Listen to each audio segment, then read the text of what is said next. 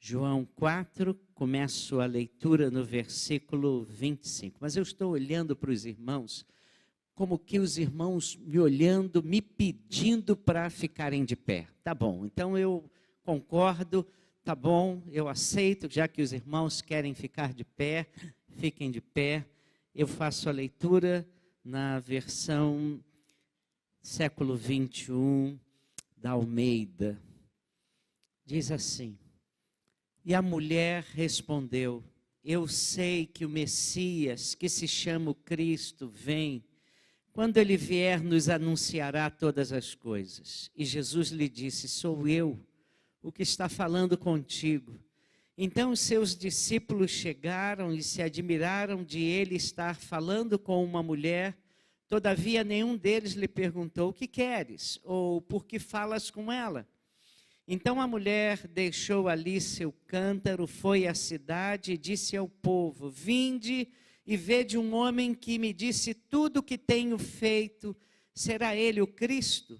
Saíram, pois, da cidade, foram ao encontro dele. Enquanto isso, seus discípulos lhe pediram: Rabi, come. Ele, porém, lhe respondeu: tenho uma comida para comer que não conheceis. Então os discípulos diziam uns aos outros: acaso alguém lhe trouxe o que comer? Disse-lhe Jesus: a minha comida é fazer a vontade daquele que me enviou e completar a sua obra. Queira Deus abençoar a sua palavra. Pai, obrigado por essa palavra santa. Agora, Senhor, pedimos que o Teu Espírito traduza ela para o nosso coração, de tal maneira que haja alimento para a nossa alma, desafios para o nosso coração e bênçãos para as nossas vidas. Oramos assim em nome do Teu Filho. Amém, Senhor. Queiram se sentar, irmãos. Deixem suas Bíblias abertas em João 4. Rick Warren, ele escreveu um livro chamado Vida com Propósitos. Fez muito sucesso. Se você não leu, eu queria encorajá-lo a lê-lo. No capítulo 3 desse livro, ele faz a seguinte pergunta: o que dirige a sua vida? E ele vai trabalhando com aquilo que motiva as pessoas a viverem. Ele fala de pessoas que são controladas pelo medo, por exemplo. São pessoas que vivem o tempo todo com medo, medo do futuro, medo do fracasso, medo de morrer, medo de adoecer, e vão vivendo sob o domínio do medo. E quando vivem assim, o sujeito começa a caminhar na vida com muita dificuldade. Por quê? Porque vai ficando paralisado. Depois ele fala também de pessoas que vivem dirigidas por culpa, sentem-se culpadas por tudo. Elas não conseguem experimentar o perdão de Deus, o perdão dos seus pecados, não conseguem encontrar a graça de Deus para as suas vidas, e então tem uma dificuldade enorme de se aproximarem de Deus, pois não sabem o significado da cruz e o que Jesus fez por elas.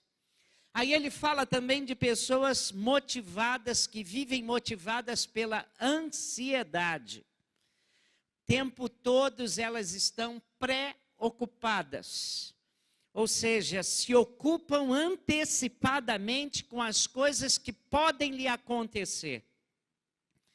Ele fala também de gente que é motivada, que é dirigida por hostilidade, pessoas que passaram por circunstâncias negativas na vida, no passado ou recentemente, e não conseguem se desvencilhar do ódio, da raiva, dessa raiva. E a vida delas é orientada dessa forma: tudo é guerra, são pessoas agressivas, bélicas, porque foram um dia machucadas, e então elas vivem o tempo todo como o zangado dos 7 anões. Ele fala ainda de pessoas que vivem motivadas pelo dinheiro.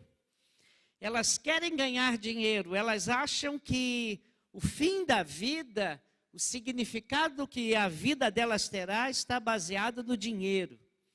E então, se precisarem atropelar quem for para que eles ganhem dinheiro, eles vão fazer isso. E, por extensão, ele toca em famílias motivadas por dinheiro, que chega o bendito dia de dividir a herança. Aí todo mundo se briga, todo mundo fica brigado e, de repente, por causa da herança, elas se atropelam, elas brigam, não se falam mais, não conversam mais, desenvolvem brigas históricas, porque vivem em função de dinheiro. Há pessoas motivadas por paixões. De vez em quando você tem um anúncio, uma reportagem sobre um grupo de galalaus que foi até um time de futebol perturbar o time de futebol porque o time não está vencendo. Já viu isso? Eu já vi, essa semana mesmo, né? Time de futebol. É a religião deles. Então, se os ídolos deles não estão funcionando, eles vão lá brigar com os ídolos, tá? Porque estão vivendo em função disso. Há pessoas vivendo em função de entretenimentos, status, aplausos, reconhecimentos. Gente também movidas por problemas, adoram problemas. O que dirige a sua vida? O que motiva você a viver? O que controla o seu coração? O que você pensa em fazer que realmente você considera de valor nessa vida? Essas perguntas são muito importantes para nós, irmãos. E eu acho que nós podemos aprender um pouco com Jesus. Quando a gente vai para o Evangelho de João, a gente percebe que Jesus era movido pelo menos por 3 coisas. Ele dá pistas muito interessantes no Evangelho de João todo, mas o capítulo 4, para mim, ele parece que se excedeu para mostrar exatamente aquilo que movia o coração de Jesus. 3 coisas que chamam a atenção. Em primeiro lugar, Jesus tinha um claro senso de missão.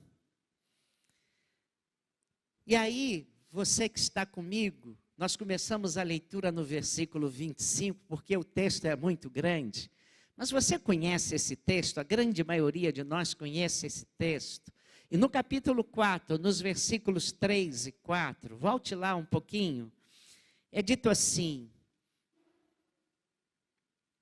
embora Jesus mesmo não batizasse, mas os seus discípulos, saiu da Judeia e foi outra vez para a Galileia, e era-lhe necessário passar por Samaria. É a expressão que é muito interessante, dizendo que era necessário Jesus passar pela província de Samaria. Só que geograficamente não era. E os judeus mais ortodoxos, eles davam uma volta imensa só para não passarem pelo território da Samaria. E então, se não era condição sine qua non para que Jesus tivesse que imperiosamente passar por Samaria, por que a Bíblia diz era-lhe necessário passar por Samaria? Samaritanos, vocês sabem, muitos já sabem dessa história, conhecemos muito bem essa história. Era um povo que se considerava judeu, mas os judeus não os consideravam judeus. Então havia uma briga histórica. Essa briga histórica virou uma questão de honra. E o texto diz que quando Jesus decide sair da Judeia e ir para a Galileia, era-lhe necessário atravessar a província da Samaria. Disse para vocês que geograficamente não era assim. Mas por que a Bíblia está dizendo que era-lhe necessário? porque Jesus tinha propósitos claros indo para Samaria. Ele queria se encontrar com essa mulher, mas não só com essa mulher, mas com várias pessoas que foram impactadas com a presença dele ali. E essa mulher era uma pessoa de vida complicada. A Bíblia diz que ela já tivera 5 maridos e o que ela estava agora não era propriamente dela. E ela foi apanhando um homem, depois outro e depois outro, e ela se encontra com Jesus, Jesus lhe pede água, e o homem não falava com mulher publicamente, judeus também não falavam com o samaritano, mas Jesus fala com essa mulher samaritana. Meio-dia, aquele calorão, e Jesus lhe pede, você pode me dar um pouco de água? E a mulher retruca, como é que sendo o senhor judeu se dirige a mim que sou samaritana? E Jesus disse, se você soubesse quem fala com você, você me pediria a água da vida e eu a daria a você. E ela, sendo inteligente, logo diz assim, mas você, como é que vai dar água da vida se não tem nem o que beber aí, nem um copo aí, nem um pote para tirar água, como é que você vai me dar água da vida? E Jesus disse, eu sou a água da vida. Aquele que beber da minha água nunca mais terá sede. Jesus detectou que no coração daquela mulher havia uma sede profunda de aprovação. Uma sede profunda de afeto. Ela tinha um desejo profundo de ser amada. E a Bíblia diz que os discípulos que foram comprar comida, voltam, encontram Jesus conversando com essa mulher e eles se assustam, porque tudo que Jesus estava fazendo era contrário à cultura judaica. Falando com uma mulher, conversando com uma samaritana, mas a Bíblia diz que essa mulher, por outro lado, ficou profundamente impressionada e o momento mais alto desse diálogo foi quando Jesus disse, vai lá buscar o seu marido.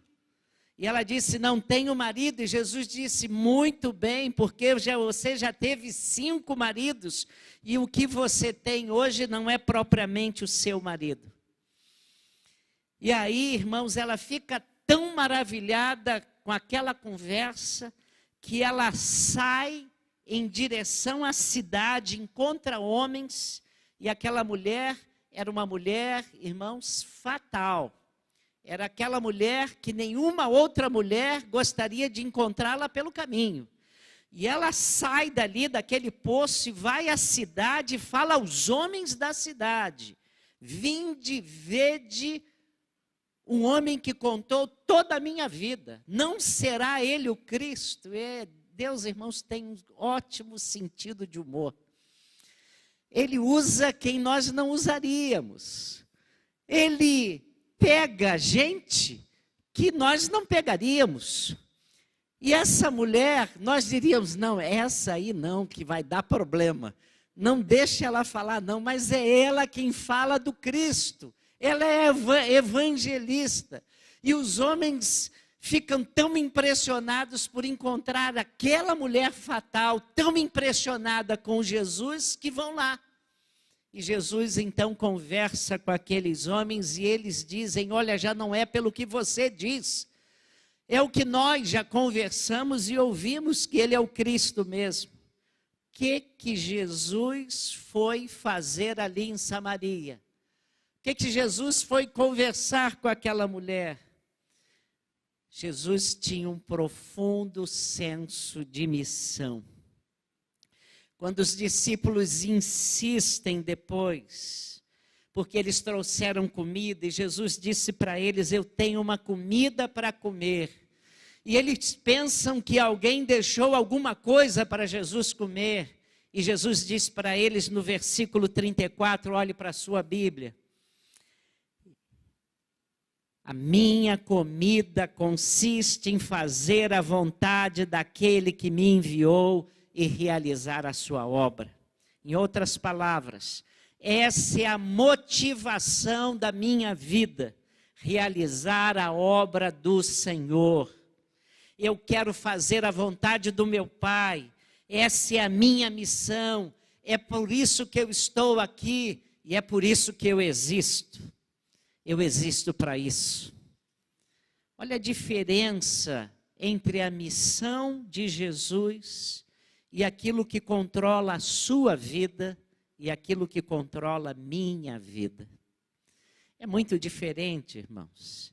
Jesus está falando uma missão que tem a ver com seu Pai e que tem a ver com a eternidade.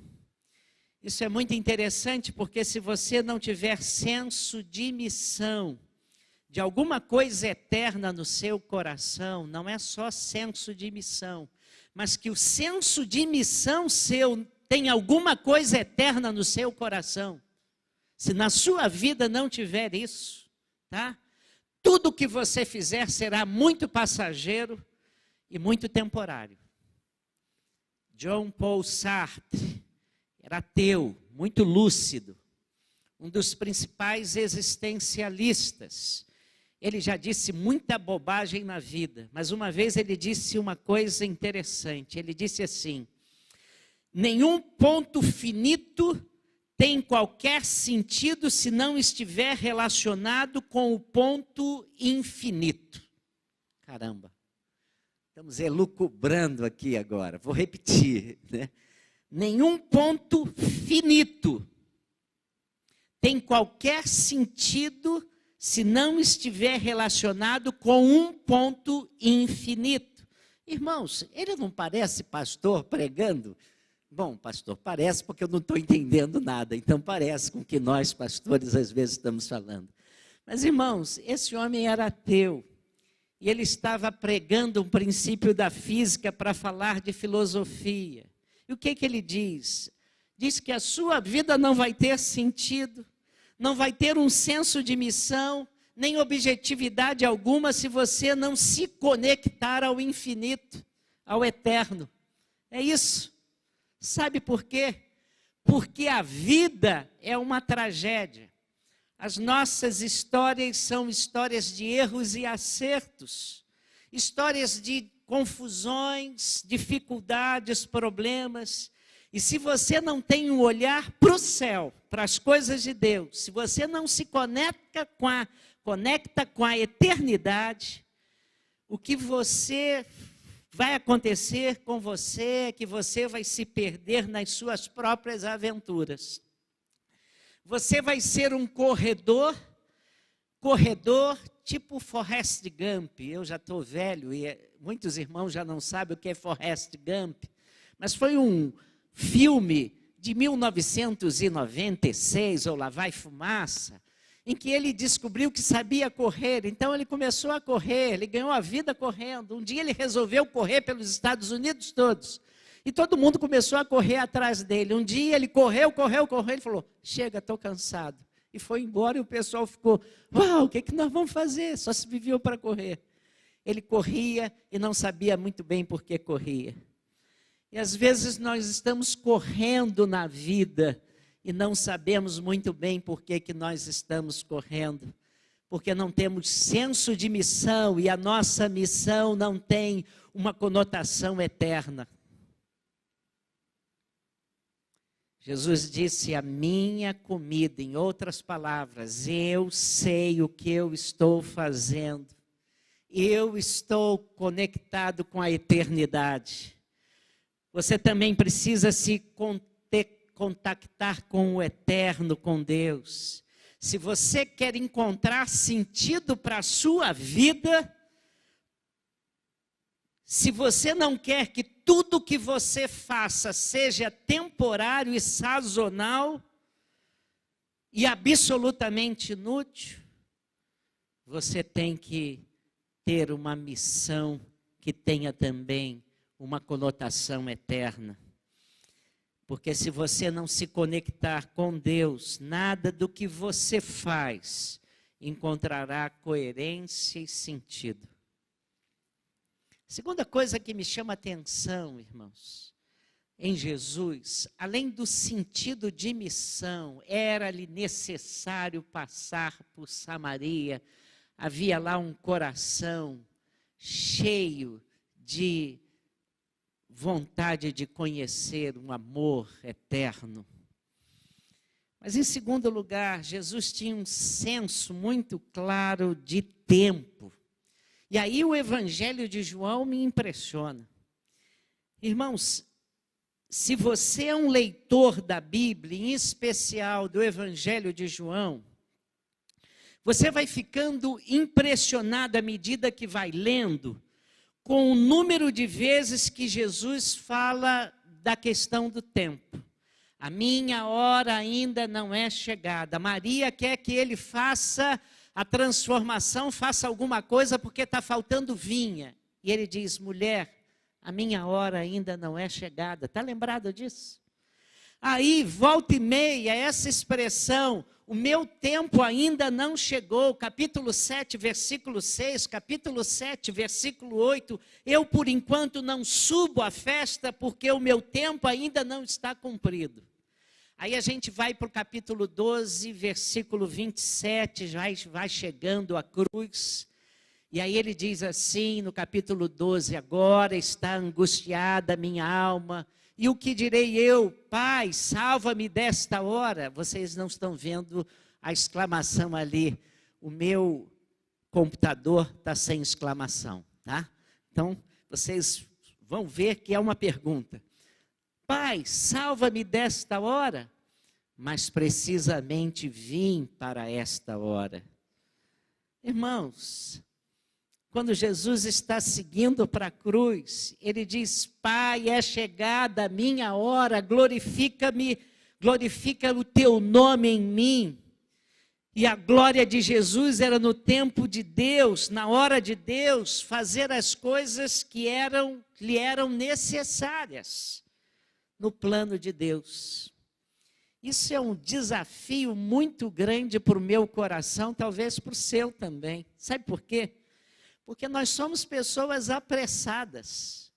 Nós somos pessoas impacientes. Nós estamos vivendo dias em que nós queremos tudo muito rápido, irmãos. Nós temos uma dificuldade com tempo, com hora, com espera. E facilmente nós atropelamos processos e etapas. Nós não entendemos que Deus tem tempos, que Deus faz coisas dentro de um tempo. E quando nós estamos orando, então, aí que nós nos impacientamos com Deus, oramos e temos dificuldade em deixar as coisas nas mãos de Deus, porque nós temos pressa, porque nós queremos que as coisas aconteçam na nossa hora. E Jesus não tinha angústia com o tempo. Ele tinha coração sereno. E aí eu fico pensando em alguns homens da Bíblia. E Davi era um adolescente quando Samuel, o profeta, chega na casa dele. E Davi nem convidado para o jantar naquela noite ele foi, irmãos. O jantar de família ele ficou de fora porque ele era muito novinho ainda. E aí vem um religioso importante como Samuel, político, mas para o mais importante jantar da família, e Davi nem convidado é. E como não tinha ninguém para cuidar do rebanho da família, o pai colocou Davi justamente para cuidar do rebanho. E Samuel vai lá para ungir o futuro rei. Todos sabem a história, nenhum deles era escolhido. E Samuel então pergunta, então, você não tem mais filho nenhum, não? E aí o pai diz assim, olha, eu tenho um adolescentezinho aí, e só tenho ele, está cuidando das ovelhas lá. Então nós vamos ficar aqui esperando. Enquanto ele não chegar aqui, não tem jantar, não tem nada. E aí vão lá chamar Davi. E ele vem, e ele chega, e ele é o escolhido de Deus. Aí termina a unção de Davi, um menino crente, um menino que amava a Deus, e você fica imaginando a emoção dele. Eu serei rei de Israel. Sabe o que depois fez Davi de ser ungido? Sabe o que é que ele foi fazer? Voltou para o rebanho e foi cuidar das ovelhas de novo. Nada mudou e nada mudou na vida dele. Deixa eu falar uma coisa para você, uma das profissões mais monótonas que havia em Israel era cuidar de rebanho. Porque fazia um calor terrível pela manhã, no deserto, e você tinha que estar muito atento. Fazia muito frio de madrugada e você tinha que estar cuidando das suas ovelhas. E você tinha que cuidar de ovelha o tempo todo. Ovelha é muito dependente, irmãos. E eu fico imaginando Davi, que deve ter dito a Deus, Deus, o Senhor havia dito através de Samuel que eu seria rei em Israel. O Senhor se esqueceu de mim. Depois, irmãos, quando ele mata o gigante Golias, aí ele é colocado numa posição de destaque, casa-se com a filha do rei, o rei enciumado começa a persegui-lo, e chega um momento que ele percebe que se ele não for embora, ele vai morrer. E nessa perseguição de rei, ele teve 2 oportunidades de matar justamente o rei que queria matá-lo. Era o algoz dele. E ele tem Saul nas mãos, seus aliados com ele dizem assim, pode matar, mata-o. Deus é que está dando esse cara nas suas mãos. E há uma coisa que o tempo todo Davi nos ensina, se você quiser aprender, é que nós não precisamos atropelar processos, não precisamos atropelar etapas, se Deus nos promete alguma coisa. Se temos a palavra de Deus, não precisamos dar ajudinhas a Deus. Davi sabe esperar. E o que fazemos hoje? Por não termos noção de tempo, querendo as coisas rapidamente, nós atropelamos pessoas, coisas, nós nem pedimos a direção de Deus. Nem sequer oramos suplicando a Deus, Deus, é isso mesmo que o Senhor quer para mim? Há um ditado que eu não entendo muito bem, mas diz assim, quem tem pressa come cru. Hã? Quem tem pressa ou apressado come cru e queima a língua. É isso? Olha, estão aí, o apressado come cru, mas quem tem pressa é apressado. Não é isso? Não é isso? Então estamos lá, né? Bom, irmãos, nós temos que aprender a descansar em Deus. E Jesus tem essa noção de tempo, irmãos. É isso que dirige a sua vida, não é o tempo que Ele quer, é o tempo que o Pai escolheu. Não é a minha hora ainda. E quando a hora de Jesus chega, Ele intrepidamente vai para Jerusalém e vai para a morte. Você tem esse senso de dependência de Deus. Como nós precisamos resgatar isso nas nossas vidas. Como nós estamos vivendo dias que não paramos para orar. Não paramos para orar com a família perguntando, é isso mesmo que tu queres de nós, Senhor?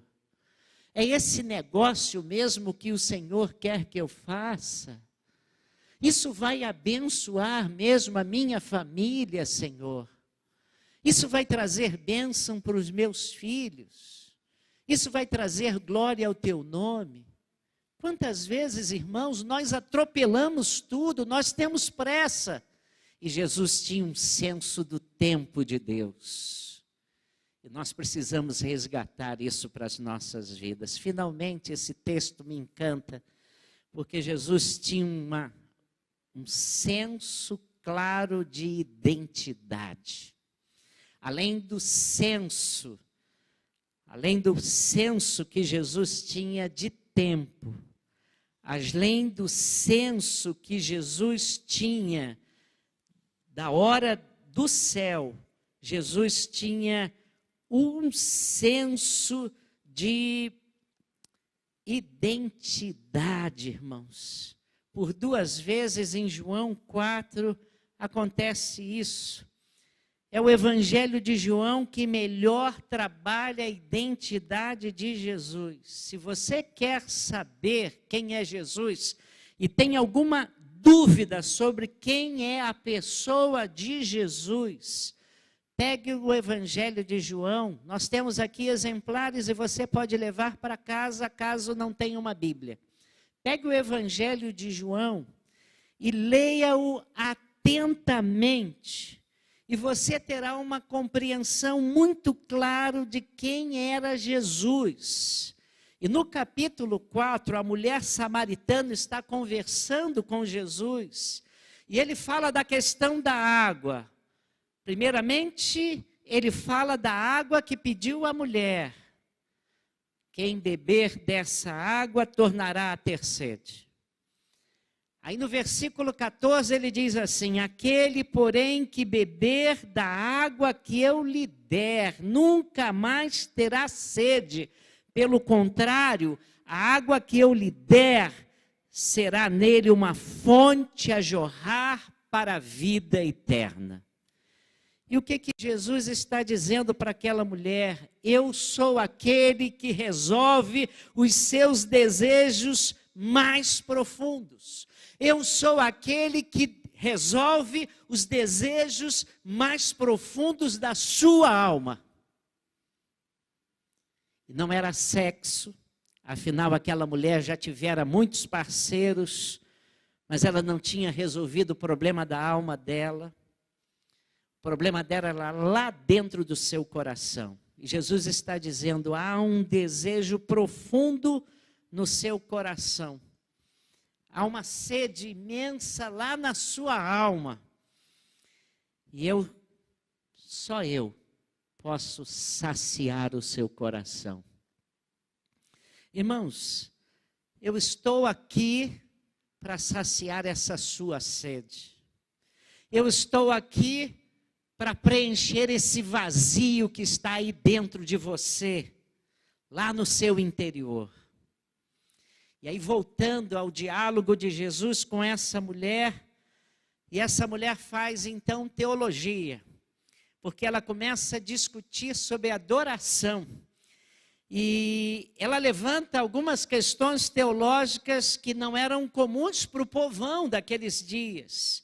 O povo de Samaria acreditava que a adoração devia ser feita em Refidim, que era uma montanha sagrada para eles em Samaria, mas os judeus acreditavam que o local de adoração era Sião, onde ficava o templo em Jerusalém. E as pessoas então ficavam discutindo sobre locais sagrados, e ela no versículo 19 começa a discutir isso com Jesus, sobretudo quando ela é apanhada na questão dos seus maridos, porque não convinha ela ficar discutindo esse assunto, ela muda o assunto para adoração, não é? E diz para ele, vejo que tu és profeta, ou seja, tu és um homem especial. E ela continua no versículo 20, os nossos pais adoravam nesse monte, possivelmente apontando para algum lugar. Vós, os judeus, entretanto, dizeis que em Jerusalém é o lugar em que se deve adorar. E Jesus disse para ela o seguinte, mulher, você pode crer agora. A hora vem, quando nem neste monte, nem em Jerusalém adorareis ao Pai. Vós adorais o que não conheceis. Nós adoramos o que conhecemos, porque a salvação vem dos judeus, 23.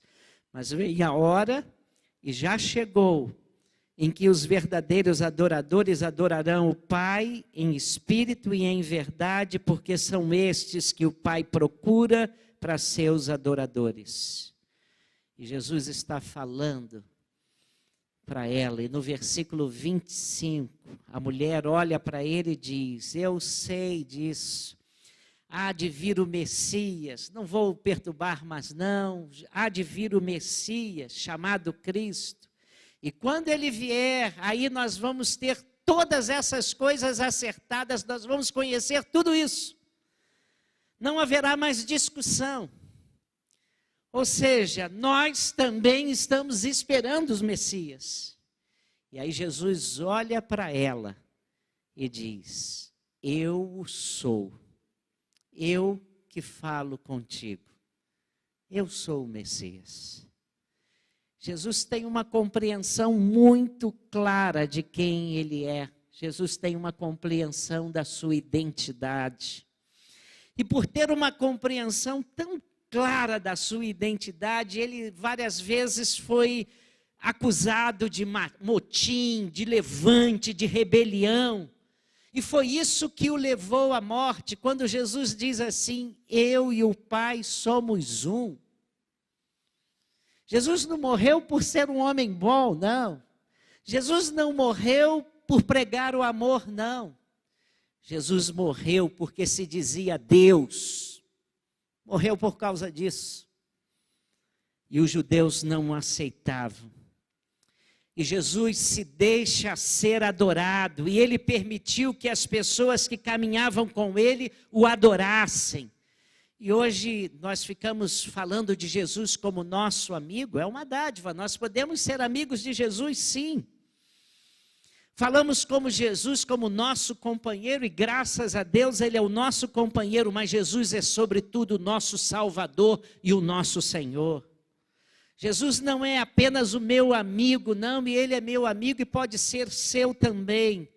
Ele não é só o meu companheiro e pode ser o seu também, ele é o meu Salvador.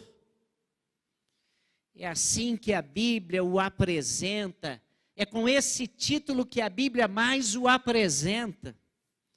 Ele não é o nosso companheirinho, não.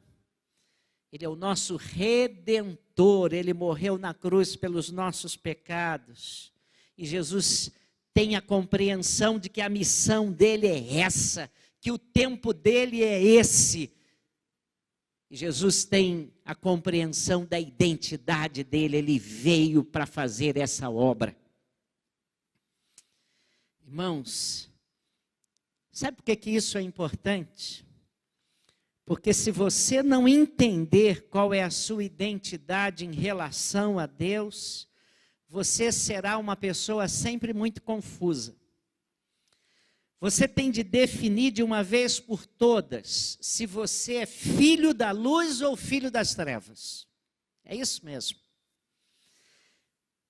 Os filhos da luz andam na luz e os filhos das trevas nas trevas. E você tem que se definir se você é filho da luz ou se você é filho das trevas. Eu tinha 19 anos da idade.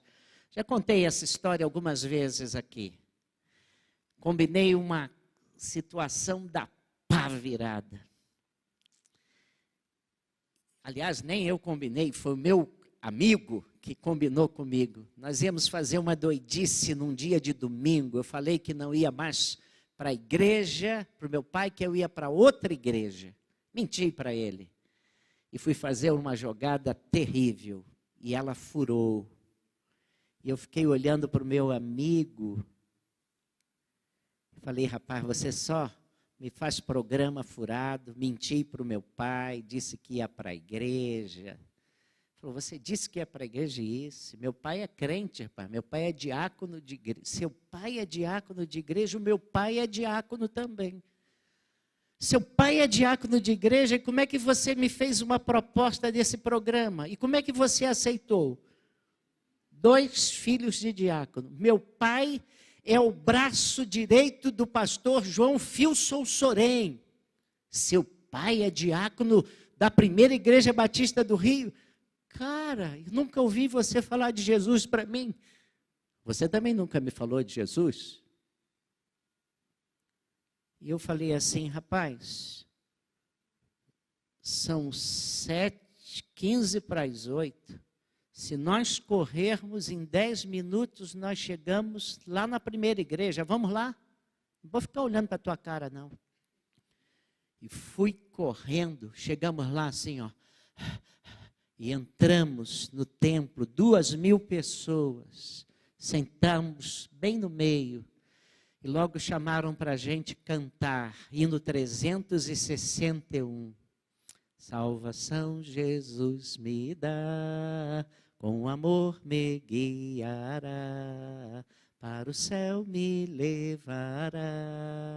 Tu não queres a Cristo seguir, Cristo Jesus, meu Salvador, vela por mim, vela por ti, Cristo Jesus, meu Salvador, tudo que é bom fará por mim.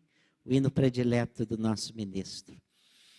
Tu não queres a Cristo seguir, Cristo Jesus vela por mim. 2.000 pessoas cantando aquele hino e eu me lembrando do programa que pela graça de Deus furou. Naquela hora me veio a consciência de que Deus tinha me dado um grande livramento e esse hino me alcançou a semana inteira. E no final daquela semana, debaixo de um prédio, eu disse para Deus: eu sou teu.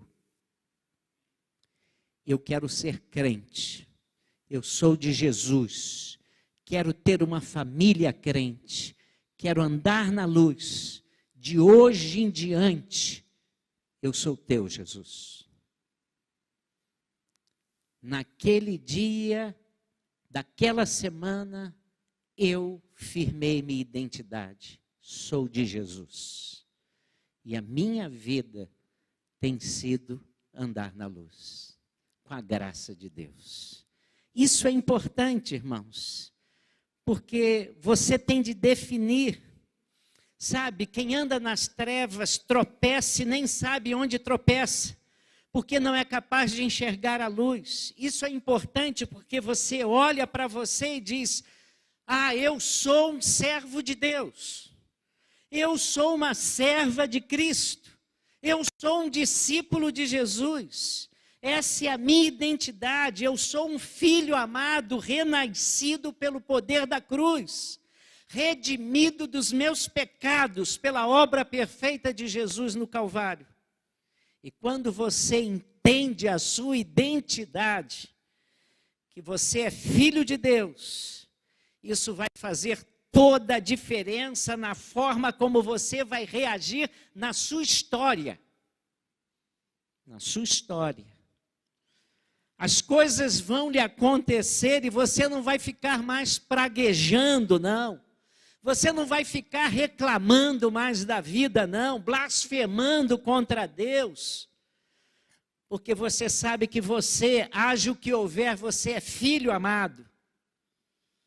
Você pode até dizer: eu não estou entendendo nada, não entendo essas coisas que estão acontecendo na minha vida, mas uma coisa eu sei: sou filho amado do Pai Celestial. Eu fui comprado por um preço precioso. Você se lembra da primeira tentação de Jesus? O diabo diz: se tu és o Filho de Deus. É assim que o diabo faz conosco, muitas vezes nos coloca em situações difíceis, para nós temermos e tremermos diante da nossa identidade. E se nós não temos certeza da nossa identidade, nós vamos vacilar. Você tem noção da sua identidade? Quem é você no reino de Deus? Você sabe que foi comprado por um alto preço, que Jesus comprou para Ele mesmo, você naquela cruz, para que você seja herdeiro com Ele mesmo, para que você participe com Ele da glória dEle, para caminhar com Ele. Se você já sabe disso, isso se chama identidade. Você tem uma identidade cristã. E Jesus tem essa identidade, ele chamava Deus de Pai e nos ensinou a chamar Deus de Pai. Você sabe que os judeus não chamavam Deus de Pai, os muçulmanos não chamam Alá de Pai. Não existe esse conceito, não existe esse tipo de laço afetivo no Islã. Alá é poderoso que precisa ser respeitado. E aí se respeita Alá. Mas vem Jesus e chega e assusta terrivelmente os ortodoxos judeus quando ele orando fala Abba Pai, que significa literalmente paizinho, e eu digo que hoje nós chamaríamos paizão. É a expressão que o menino usa para o seu pai, quando o menino está no colo. O que isso mostra? Que Jesus tinha identidade, que Jesus tinha senso de missão, que Jesus tinha senso de tempo. Nós precisamos disso. Você anda ansioso com o seu tempo? Você precisa pedir a Deus, Deus, eu preciso de acertar o ponteiro do relógio da minha vida com o ponteiro dos teus propósitos. Porque quando eu começar a aprender que na minha vida o Senhor tem propósitos, o horário do relógio já não vai ser trazer tanta ansiedade como tem trazido hoje para o meu coração, porque a minha vida está debaixo dos teus propósitos. Senhor, dá-me senso de missão. Eu não estou aqui para comer, eu não estou aqui para beber, não estou aqui para ganhar dinheiro, só. Eu estou aqui para fazer coisas que glorifiquem o teu nome. E aí, quando a gente tem senso de missão, mesmo que as coisas não aconteçam como a gente queria que acontecesse, a gente sabe que Deus tem um propósito nisso. Que dirige a sua vida, que dirige a sua história, o que move você, quais são os seus anseios. Eu oro nessa noite para que você peça a Deus, Deus, dá-me senso de missão. Dá-me senso de tempo, dá-me senso de identidade. Porque quando você tiver esses sensos, essas sensibilidades, a sua vida nunca mais será a mesma. Quer baixar sua cabeça e orar comigo? Nós te louvamos, Senhor, porque Jesus é o nosso exemplo. Jesus é o nosso Senhor e Ele deve ser um espelho para a nossa vida. Nós ficamos batendo cabeça, Senhor, ficamos preocupados, ansiosos, ficamos com medo.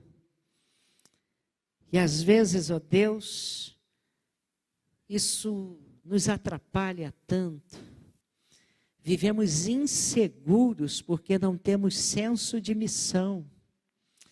Vivemos preocupados porque não temos senso dos teus propósitos e do tempo que o Senhor quer usar para trabalhar em nossa vida, para sermos aquilo que o Senhor quer que nós sejamos. E não temos o senso também, ó Deus, de identidade. Nos esquecemos que somos filhos amados, comprados mais do que ouro e prata, mas pelo sangue precioso do teu Filho bendito. Somos teus, Jesus. Obrigado.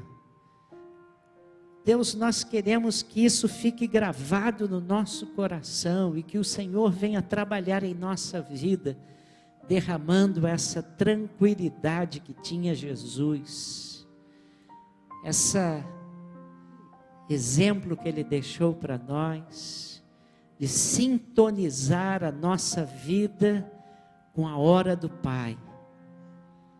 Deus, nós precisamos dessa sensibilidade, e como igreja, como filhos amados, Nós estamos pedindo perdão pela nossa ansiedade, perdão quando esquecemos a nossa identidade, perdão, Senhor, quando esquecemos a nossa missão.